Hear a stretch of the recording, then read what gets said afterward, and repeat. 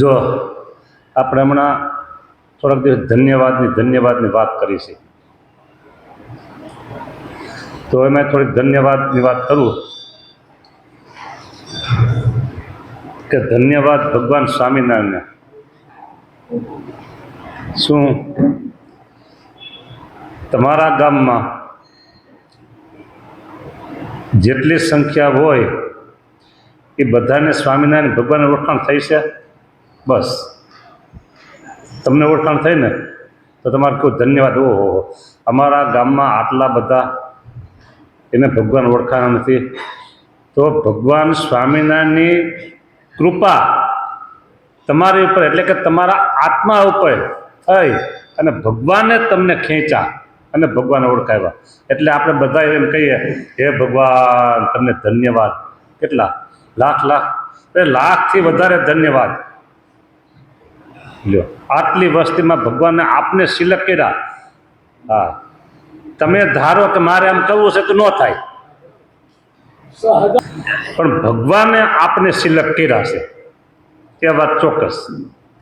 આપણે ભગવાનને સિલેક્ટ નથી કર્યા, ભગવાનને આપણે સિલેક્ટ કર્યા. એટલે આપણે ભગવાનને ધન્યવાદ કેટલી વાર? એક વાર, બે વાર, લાખ વાર, જેટલી વાર તમે કહો એ ધન્યવાદ ઓછા છે. હજી આગળ કહીએ ધન્યવાદની વાત. જેટલા સત્સંગી ખાલી આપણા રાજકોટમાં એક જ ગામમાં કહીએ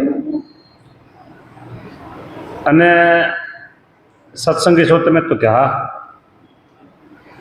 ભગવાન સ્વામિનારાયણ તમે ઓળખો છો? તો કે હા. કેવા છે? બસ ભગવાન. કેવા ભગવાન? બસ ભગવાન. એમાં ભગવાન કેવા છે? ભગવાન. પૂર્વે જે બધા ભગવાન થઈ ગયા એવા આ ભગવાન. લ્યો, એને બદલે આપણને સીધી ભેદ રેખા બતાવી દીધી ભગવાનને કે હું કોઈ જેવો નથી, મારા જેવા કોઈ નથી. એવા ભગવાન આપણે ઓળખાવ્યા. એટલે પાછા ભગવાનને કે ધન્યવાદ ધન્યવાદ ધન્યવાદ પ્રભુ તમને. જેટલી વાત કહી એટલી વસ્તુ. હજી તમને કહું, આ હાલતું થયું એટલે ભલે જેટલું હાલે એટલું ધન્યવાદ.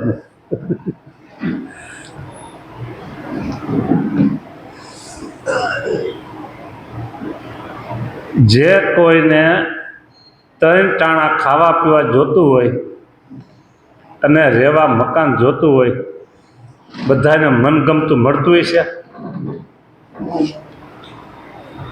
તો આપને મનગમતું મળ્યું છે તો કેવું પડે ભગવાનને ધન્યવાદ. કયો કેટલી વાર? બસ ધન્યવાદ ધન્યવાદ કેટલી વાર? લાખ વાર કહીએ તો એ ઓછા રહે. હજી એક વાત કરું.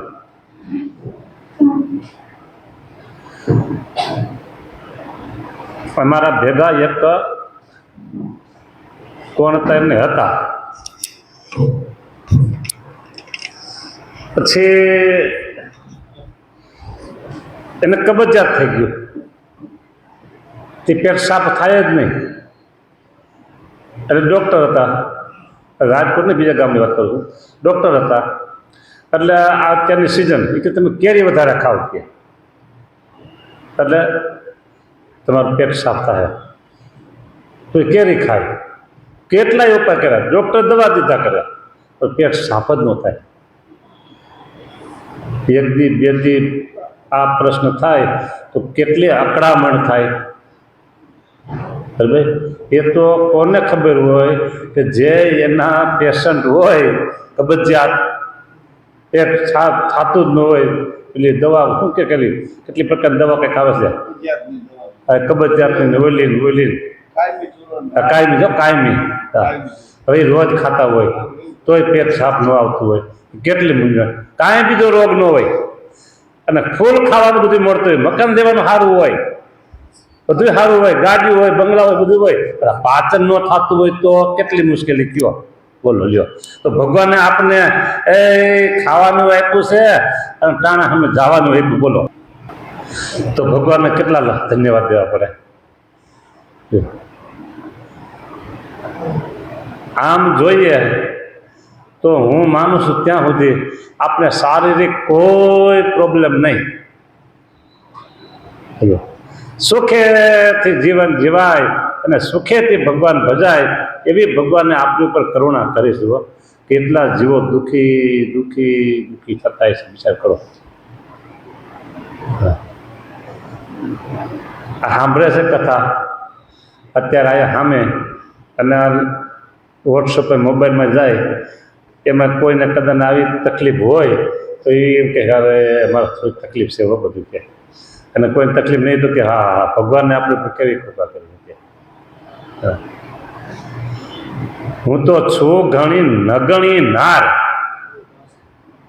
બરાબર, ન ગણી નાર. ગણતરી થાય એવી નથી મારી, ગણતરી ન થાય ને એવી નાર સૌ, તોય તમારી. મુક્તાર કે તોય તમારી લ્યો. હે જો દ્રષ્ટાંત છે લૌકિક, સમજવા માટે સારું. કોઈ સ્ત્રી, યુવાન સ્ત્રી, બરાબર, એમાં કોઈ ગુણ ન હોય અને રૂપય ન હોય.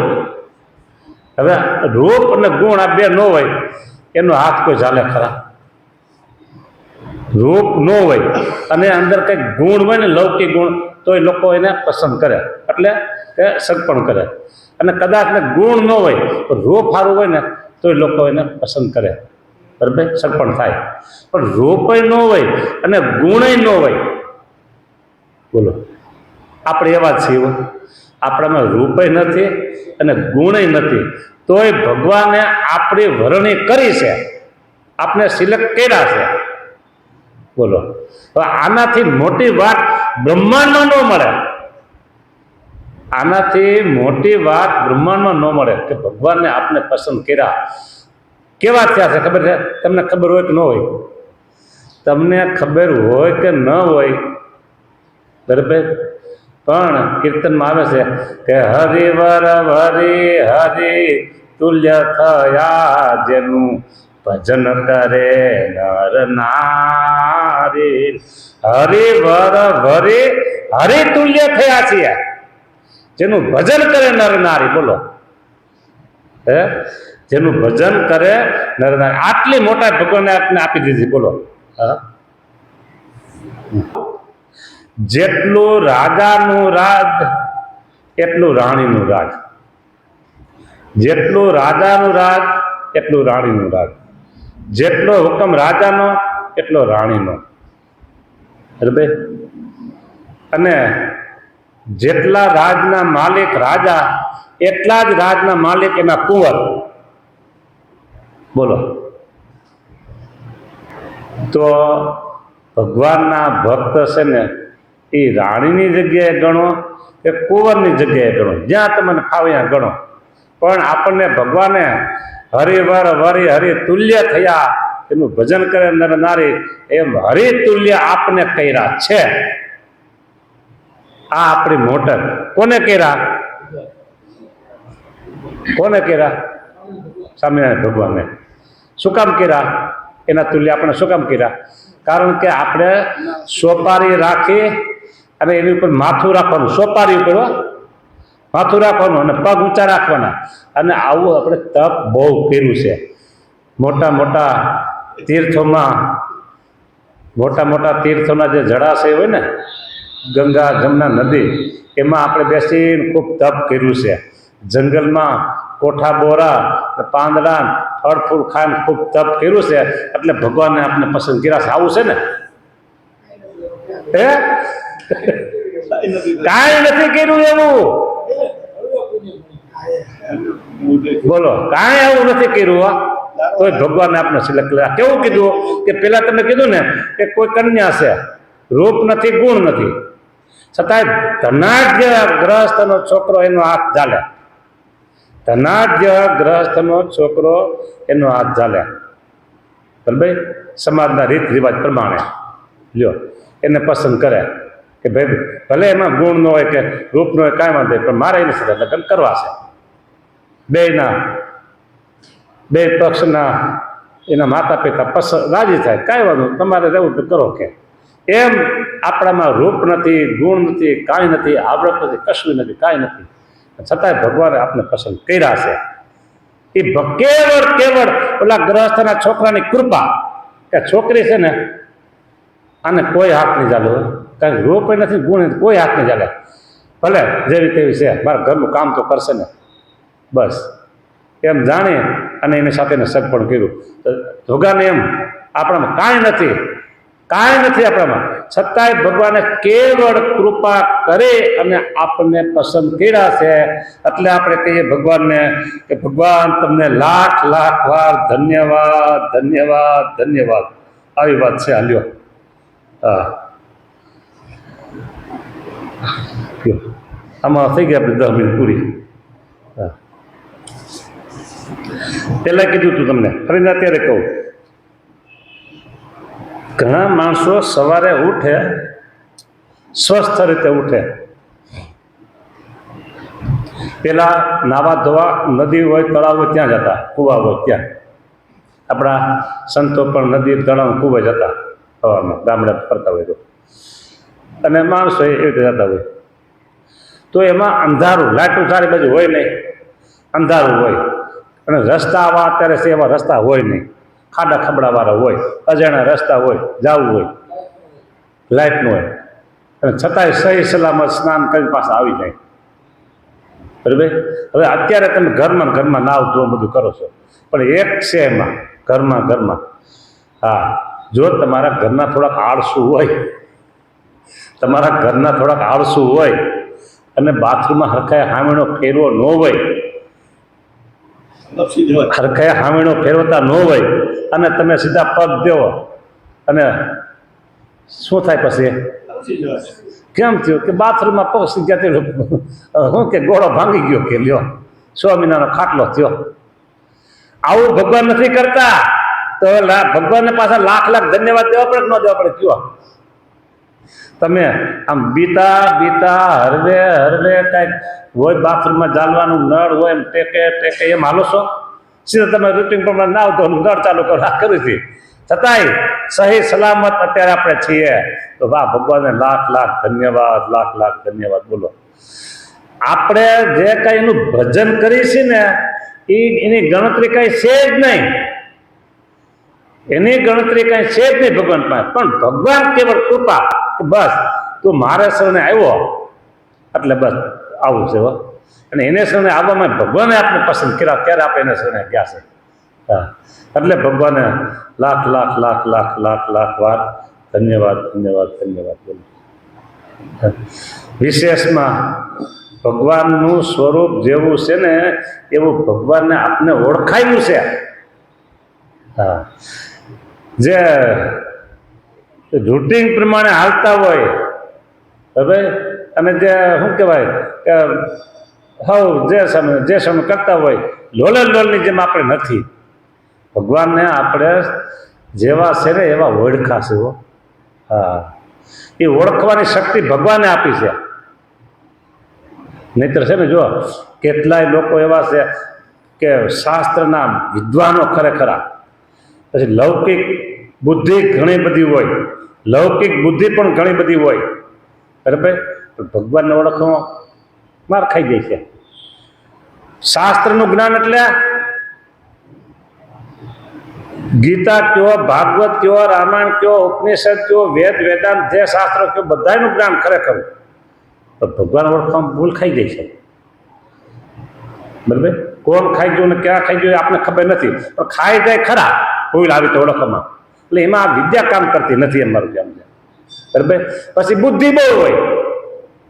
કદાચ ને આપણે મોદી સાહેબને સલાહ દેવી હોય કે મોદી સાહેબ કે ભાઈ હવે આ ઝઘડા બગડા થયા છે તો હવે આપણે યુદ્ધ કરવું કે ન કરવું આપણે પૂછવા આવે અને આપણે એને સલાહ દઈ, આટલી બધી બુદ્ધિ હોય, આપણે પાસે બુદ્ધિ હોય બરાબર, તો જો ભગવાન ન ઓળખાતી બુદ્ધિ કામ નથી આવતી.